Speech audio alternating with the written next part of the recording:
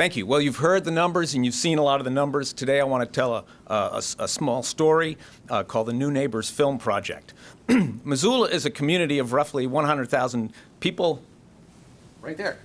The second largest city in Montana, the home of the University of Montana and two major hospitals. It's an eclectic mix of loggers and ranchers, medical and educational professionals, retirees, musicians, many writers, several small nonprofit organizations focusing on the environment, the arts, basic needs, and other assistance. It's also nicely placed between two national parks, and it's, if you like fly fishing, talk to Randy Cohen over here. In 2008, the International Rescue Committee closed its Missoula office after nearly 30 years. They had resettled Hmong and Eastern European refugees since the late 70s. But recently, citizens formed a local volunteer assistance group called Soft Landing Missoula and petitioned the State Department to reopen the IRC office in Missoula. In late 2016, that office was indeed reopened, and earlier this year, refugees from the Congo, Eritrea, Syria, and Iraq began to be resettled in Missoula. Today, there are 30 families and over 120 refugees, and more are arriving each week. Members of Soft Landing are working to help these families ease the transition to Missoula and to America.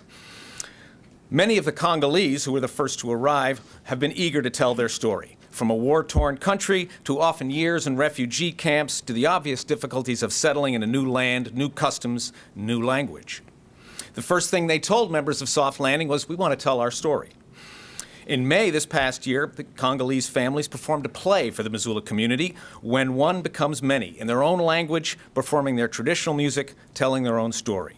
Now, a group of independent filmmakers has created a film cooperative to help these people tell their story. It's called the New Neighbors Film Project, and it is a proposed series of short films that will be made into a full-length documentary to be debuted at the Tribeca Film Festival in New York this next year.